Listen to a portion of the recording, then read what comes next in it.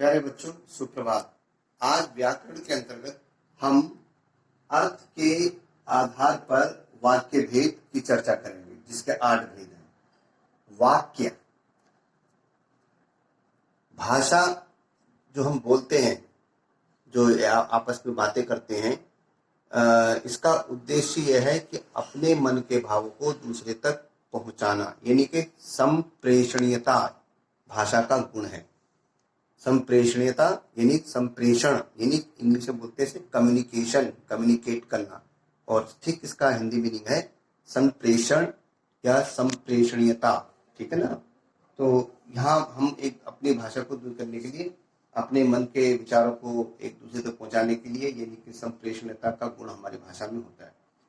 जब हम भाषा का प्रयोग करते हैं तो इसमें जो महत्वपूर्ण बिंदु है, इसमें है शब्द, पद, पद के बाद शब्द, शब्दों के समूह को वाक्य बोलते हैं, और यही वाक्य हमारी भाषा में की सबसे लघुत्तम महत्वपूर्ण इकाई है। ठीक हो गई बात। अब जब हम वाक्य की बात करते हैं तो अर्थ के तो वाक्य के 2 प्रकार के भेद होते हैं। एक तो होता है रचना के आधार पर, रचना के आधार पर, और एक होता है अर्थ के आधार पर। रचना के आधार पर भेद तो आपके 10th क्लास में है। रचना के आधार पर वाक्य भेद आपके 10th क्लास में है, जिसमें सरल वाक्य हो गया और आपका संयुक्त वाक्य हो गया, मिश्रित वाक्य हो गया, ये तो 10th के हैं। लेकिन आपके पाठ्यक्रम में यहाँ पर अर्थ के आधार पर लिखा है। नहीं, जब हम वाक्यों का अर्थ करते हैं तो उस पर उसके भेद हम इस तरह से निकालते हैं कि 8 भेद। पहला है विधानवाचक, स्थिर रखना कैमरे को, विधानवाचक, प्रश्नवाचक, आज्ञावाचक, इच्छावाचक और संभावना या संदेहवाचक, संकेतवाचक, संकेतवाचक जिसको हम शर्तवाचक भी बोलते हैं, और दूसरा है विस्मय आदि बोधक, यानी कि जिसमें हैरान कर देने वाले शब्द होते हैं। ये अर्थ के आधार पर होते हैं। ठीक है ना। और 8वां है निषेधात्मक, नकारात्मक, जिसे हम नेगेटिव बोलते हैं। अब यहाँ विधानात्मक है। विधानात्मक वो शब्द होते हैं जो इंग्लिश में असर्टिव सेंटेंस होते हैं, और ये सकारात्मक होते हैं। ठीक है ना। ये इसके विधानात्मक होते हैं, इसे कथनात्मक भी कहते हैं। इसमें किसी वस्तु या व्यक्ति की स्थिति, अवस्था, दशा आदि का बोध किया जाता है। किसकी? व्यक्ति की स्थिति, अवस्था या दशा आदि का बोध किया जाता है। अब इसमें सामान्य वाक्य भी होते हैं, कथन भी होते हैं, और स्थिति या गद्यात्मक, जैसे इसमें है मैं कल दिल्ली गया था। एक वाक्य ये है, असर्टिव सेंटेंस है। इंग्लिश में इसको, हिंदी में इसको विधानवाचक बोलते हैं या कथनात्मक बोलते हैं। ठीक है ना। तेज हवाएं चल रही है और बारिश भी है। तो ये एक सरलात्मक भी है, सरल शब्द भी है, और दूसरा ये कठिन शब्द भी आते हैं। मतलब इस तरह से जटिल शब्दों का प्रयोग भी इसमें किया जाता है। तो तेज हवाएं चल रही है और बारिश आने भी वाली है। ठीक है ना। तो इस तरह से लंबे प्रकार के सेंटेंस है। मैं कल दिल्ली गया था, ये एक सामान्य है, सिंपल वाक्य है, सरल वाक्य है। लेकिन कुछ जटिल वाक्य भी है। तेज हवाएं चल रही है और बारिश भी आने वाली है। देखो ये पूरा इस प्रकार का आपको लगेगा कि ये किसान विधान, लेकिन है ये विधानवाचक। ठीक हो गया। अब जैसे जो लोग मेरे साथ चलना चाहे चल सकते हैं, इसका उदाहरण जो जटिल वाक्य का, जो लोग मेरे साथ चलना चाहे वो चल सकते हैं।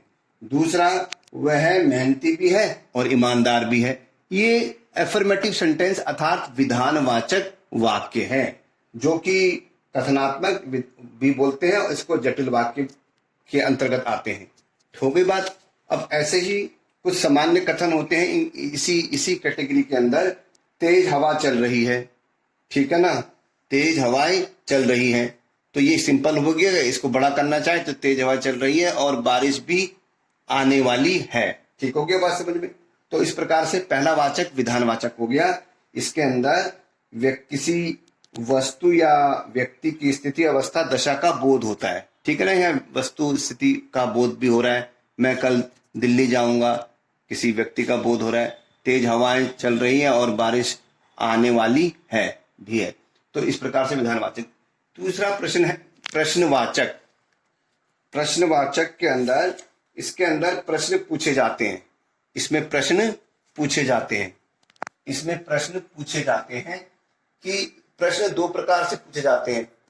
जैसे क्या करके, क्या आपका नाम राघव है? क्या यानी जिसमें क्या शब्द पहले आता है, ठीक है ना, और जिसमें बीच में कब, कहां, क्यों, कैसे, इन वाक्यों को बीच में इस्तेमाल करके भी पूछे जा सकते हैं। यानी एक तो हो गया क्या करके और दूसरा हो गया कब, कहां, क्यों, कैसे, इन प्रश्नों से बनाकर भी आप प्रश्न पूछ सकते हैं। तो पहला है क्या आप पढ़ रहे हैं? क्या आप पढ़ रहे हैं? यहां पर हो गया क्या से बना हुआ है। ऐसे ही क्या आप सुबह स्कूल जाते हैं? क्या आप सत्य बोलते हैं? क्या से बनने वाले। लेकिन कुछ शब्द प्रश्नवाचक शब्द कुछ ऐसे भी होते हैं। तुम कब, कहां, क्यों, कैसे। कब, कहां, क्यों, कैसे। जैसे इंग्लिश में WH फैमिली बोलते हैं ना, व्हेन, व्हाट, व्हाई, हाउ, इस तरह से। तो तुम कहां रहते हो? तो यहां पर जो है ये जो कहां शब्द है, ये जो कहां है, इससे भी प्रश्न बनता है और क्या से भी प्रश्न बनता है। तो ये जिस वाक्य में प्रश्न पूछा जाए कि क्या कर रहे हो, तो वो क्या से स्टार्ट होता है। दूसरा है आज्ञावाचक, जिसमें जिस वाक्य में कोई आज्ञा, निर्देश, चेतावनी, प्रार्थना या अनुमति हो, तो वहां पर आज्ञावाचक वाक्य होता है। आज्ञावाचक वाक्य के अंदर जैसे सरल शब्द भी आते हैं और जटिल भी आते हैं। तुम यहां से जाओ, इसके अंदर, आज्ञा के अंदर, तुम यहां से जाओ, खड़े हो जाओ, चुप रहो, इस प्रकार से ये आज्ञावाचक के अंतर्गत आते हैं। ये तो सिंपल है। लेकिन कठिन वाक्य, जटिल वाक्य, तुम यहां से जाओ और अपने भाई को भेज दो। अब ये थोड़ा सा जटिल बना दिया हमने। वही हमने कहा अपना काम करो, ये सिंपल था, लेकिन इसको थोड़ा सा और कठिन बनाए। अपना काम करो, बातें मत करो। दूसरा, समय से पहुंच जाना, ये निर्देश दे रहे हैं। समय से पहुंच जाना, ये निर्देश दे रहे हैं। लेकिन अगर इसी को थोड़ा जटिल बना दिया जाए, समय से पहुंच जाना और खाना खा लेना, तो ये तो हो गया आज्ञावाचक, जिसमें आज्ञा दी जाती है, निर्देश दिए जाते हैं, चेतावनी होती है। इस प्रकार से यहाँ पर आज्ञावाचक। दूसरे इच्छावाचक, जिसमें वक्ता की इच्छा या आशा, ठीक है ना, या आशीर्वाद या इस तरह के इसमें वाक्य आते हैं। जैसे ईश्वर तुम्हारा भला करे, अब चला जाए, नव वर्ष मंगलमय हो। अब चला जाए और सोया जाए, ये थोड़ा सा कठिन वाक्य में आ गया। ये इच्छावाचक में भी थोड़े सरल वाक्य भी होते हैं और जटिल वाक्य भी होते हैं। अब चला जाए, एक तो यहां पर है अब चला जाए, ये तो सरल वाक्य है, इसको जटिल बना दिया गया है। अब चला जाए और सोया जाए, चलकर खाना खाया जाए, ये इसी के अंदर बता रहा हूं। इच्छावाचक के अंदर चलकर खाना खाया जाए, ये सरल वाक्य है। लेकिन जटिल वाक्य क्या बनेगा? खाना खाया जाए और फिर फिल्म देखी जाए। तो इस प्रकार से कुछ जटिल इच्छाएं वाक्यों में पहला उपवाक्य आज्ञा भी हो सकता है। जैसे सुनो अब काम किया जाए, इच्छा, आइए फिल्म देखें, इससे कुछ सामान्य वाक्य। अब आता है संभावना या संदेहवाचक। संभावना या संदेहवाचक, जिस वाक्य में संभावना हो या कोई संदेह हो, वहां पर संदेहवाचक होता है। ठीक है, संदेहवाचक जिसके जो बोलने वाला किसी कार्य के भविष्य में घटित होने के प्रति संभावना हो, यानी कि हो ही जाए ऐसा नहीं, ये हो भी सकता है, इसलिए संभावना कहते हैं। संदेह हो, तो इसमें इसके वाक्य की पहचान आप कैसे करोगे? जिसमें संदेह आएगा, संभावना आएगा, शायद आएगा, संभवतः आएगा। जैसे अब हो सकता है आएगा। अब पहला वाक्य है शायद, शायद कल परिणाम घोषित हो। शायद कल, इसमें 10वीं नहीं लिखा, मैं बोल देता हूं, शायद कल 10वीं कक्षा का, इसमें नहीं लिखा है, हमने अपनी तरफ से डाल दिया है, शायद कल 10वीं कक्षा का परिणाम घोषित हो। ठीक है ना, इसमें लिखा है। इसमें लिखा है, ये सब किसके हैं? संभावना वाले। जैसे हो सकता है टिकट मिल जाए, जैसे इससे हो सकता है। अब ये शब्द कैसा है, भाव कैसा है? संभावना व्यक्त कर रहा है। हो सकता है शायद टिकट मिल जाए, हो सकता है टिकट मिल जाए। ये तो सरल वाक्य बन गया। जटिल वाक्य बनाना चाहे, हो सकता है टिकट मिल जाए और फिल्म देख पाए, इसके थोड़ा सा जटिल बन गया।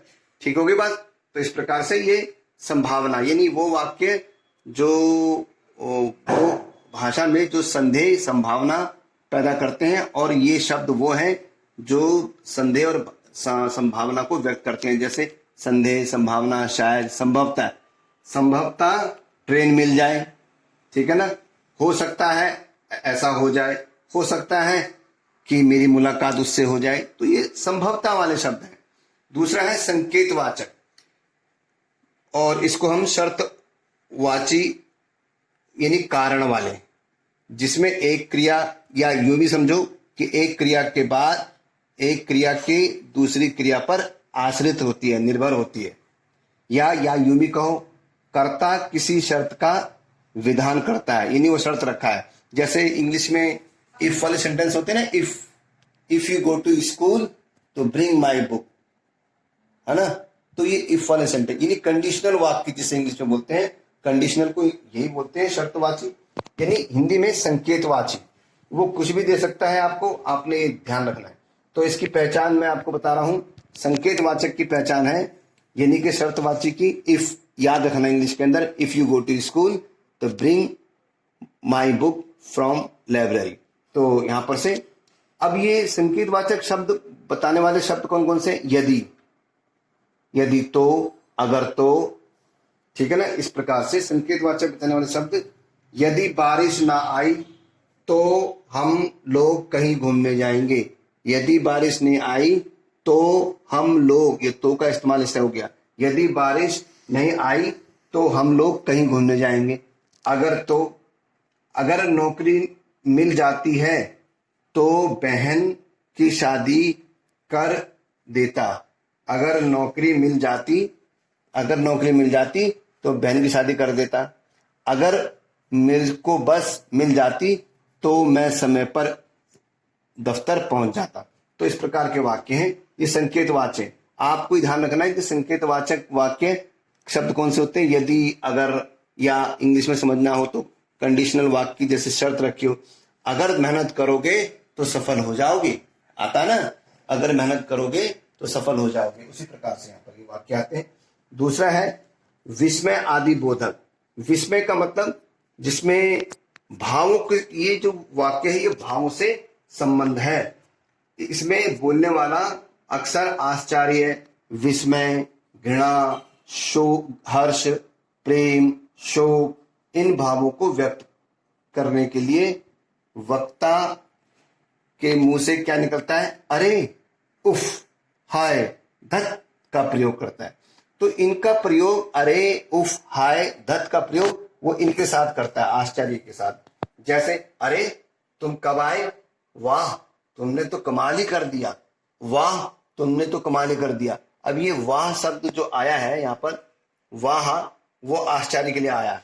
धत, धत माने घृणा के लिए। उफ, यह किसके लिए आया? शोक के लिए।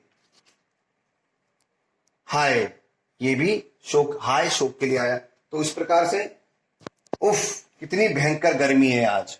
उफ, कितनी भयंकर गर्मी है आज, ठीक है ना। तो उसी प्रकार से हाय, दर्द के मारे तो मैं मर गया। हाय, हाय, हाय, हाय, रामलाल चल बसा। दूसरा, उफ, कितनी भयंकर गर्मी है। धत, यह तुमने क्या किया। धत, तुमने क्या किया। तो इस प्रकार ये भावों को व्यक्त करने वाले हैं वाक्य। और इनका प्रयोग इस तरह से किया जाता है। फिर निषेधात्मक नकारात्मक भी कहते हैं जिसे, जिसमें ना, अब इनकी पहचान क्या होती है, इंग्लिश में नेगेटिव सेंटेंस होते हैं और जिसमें नो, नॉट शब्द का प्रयोग होता है। नो, नॉट या ना, नहीं, या फिर हिंदी में तो आता है मत, लेकिन कभी कभी ऐसे भी शब्द आते हैं जिनमें ना, नहीं, मत नहीं आता। कभी कभी निषेधात्मक शब्द वाक्यों में ऐसे भी शब्द, ऐसे भी वाक्य आते हैं जिसमें जरूरी नहीं है कि इसमें ना लिखा हो या नहीं लिखा हो या मत लिखा हो। जैसे जैसे ये वाक्य, उसने थोड़ी ही चोरी की थी, है ना। अब कह रहे, अब जैसे वार्तालाप में किसी ने बोल दिया उसने चोरी थोड़ी की थी, तो इसका मतलब आप क्या कहना चाह रहे हो, उसने चोरी नहीं करी। ये वाक्य है ना इस प्रकार का जिसमें ना नहीं बोला, लेकिन भाव से प्रतीति होती है कि वो नेगेटिव सेंटेंस है। जैसे एक और है, अब क्यों देगा वह पैसे, अब क्यों देगा वह पैसे, ठीक है ना। अब तो उसके पास सारा धन लुट गया, अब क्यों देगा वो पैसे, या किसी भी भाव के लिए ऐसे कहा जा सकता है। उसी प्रकार से बाकी जो ना वाले सेंटेंस है, वह विद्यालय नहीं गया, तुम मत जाना, तुम रूठ के मत जाना। अब हमारे फिल्मी गानों में भी ना नकारात्मक शब्दों, इस नकारात्मकता का बहुत अच्छा प्रयोग किया है, तुम रूठ के मत जाना, ठीक है ना। नहीं नहीं कोई तुम सासी, नहीं नहीं, ना जाने मेरे दिल को क्या हो गया, ना जाने, ठीक है ना, पता नहीं कौन। तो ये यहाँ पर ना वाले सेंटेंस में भी इसी प्रकार से यहाँ पर प्रयोग हुआ है। तो इसके अंदर यदि इसी प्रकार से तुम ये फल ना खाओ तो बेहतर है, ना आ गया। उसी प्रकार से थोड़े थोड़े ही, क्या, कहाँ, ये शब्द ऐसे हैं जिनमें ना नहीं आता, लेकिन इसमें अनुतान परिवर्तित होती है, यानी उसकी ध्वनि दिखाई देती। उसने थोड़ी ही चोरी की थी, अब इसका मतलब कहने का है उसने चोरी नहीं कर, वह चोरी नहीं करता, वह चोरी नहीं करता, ठीक है। अब जैसे अब क्यों देगा वह पैसे, तो इसका मतलब है अब वो पैसे नहीं देगा। दूसरा, अब तो ट्रेन मिलने से रही, जैसे हम दो दोस्त जाते हैं ना आपस में, यार अब तो ट्रेन मिलने से रही, कोई फायदा नहीं है, तो भाव कैसा है, नकारात्मक। तो यहां पर ना भी नहीं है, नहीं भी नहीं है, मत भी नहीं है, यार अब हम क्यों जा रहे हैं, अब कोई फायदा नहीं है, यानी कि ना, नेगेटिव भाव है। तो इस प्रकार से जरूरी नहीं है कि वाक्य में ना हो, मत हो, उसका भाव भी, उसका इमोशंस भी, फील भी हमें उसका आभास दिलाता है, उसकी अनुभूति दिलाता है, तो वो नेगेटिव सेंटेंस माना जाता है। और आपका सेंटेंस जैसे, अब क्यों तुम सुनोगे मेरी बात, अर्थात नहीं सुनोगे। दूसरी बात, अब तुम क्यों चलोगे हमारे साथ, क्यों चलोगे, अर्थात आपको पता है वो नहीं चलेगा, नेगेटिव में आ गया। दूसरा, इस समय कहाँ मिलेगी दवाई, इसका मतलब है कि भैया रात 12 बज गए हैं, कहीं दवाई नहीं मिलेगी, कौन सी दुकान बंद होगी। इन्हें भाव ही बताता है। इस उम्र में क्या करेगी वह शादी, मतलब अब शादी नहीं हो सकती, ठीक है ना, शादी नहीं करेगी। तो इस प्रकार से उसने, वह थोड़े ही हमारे साथ आएगा, अर्थात नहीं आएगा। तो कहने का मतलब ये हुआ कि नकारात्मक वाक्यों में, जिसे निषेधात्मक भी कहते हैं, ना, नहीं, मत तो आते ही हैं, लेकिन कुछ भाव के अनुसार, अनुतान के अनुसार परिवर्तन में ऐसा भाव प्रतीत होता है कि वो ना की ध्वनि में जा रहा है। इस प्रकार हमारे ये 8 के 8, इसमें महत्वपूर्ण है कि आप में जो निशान लगा रहा हूं, एक तो है संदेहवाचक, ध्यान रखना बेटे, ये 4 पॉइंट बता रहा हूं। एक है संकेतवाचक, एक तो है संदेहवाचक, संकेतवाचक, और दूसरा है आपका इच्छावाचक, ये इच्छावाचक। और ये चीजें, इन पर ज्यादा आपने ध्यान देना है। और कौन सा, इच्छावाचक, वैसे तो करने सारे ही हैं, लेकिन ये चारों अधिकतर मेरा मानना है कि बच्चे इसमें कंफ्यूज होंगे, और ये कंफ्यूज यानी कि दूर करने के लिए मैंने कुछ पॉइंट लिखे हैं जो इसकी ओर संकेत करता है, ठीक है ना। आज्ञावाचक में से आज्ञा, निर्देश, चेतावनी, प्रार्थना, अनुमति, ये शब्द लिखे मैंने। जैसे संकेत के अंदर मैंने लिखा है यदि, अगर, तो इस प्रकार से। तो आपने नेगेटिव और विस्मय आदि ये आज्ञावाचक, ये 4 पॉइंट आपने इनको अच्छी तरह कर लेना है। ठीक है, आशा करता हूं कि आपको मेरी बातें समझ में आई होंगी और इनको अपनी व्याकरण की पुस्तिका में, अभ्यास पुस्तिका में लिख देना। धन्यवाद।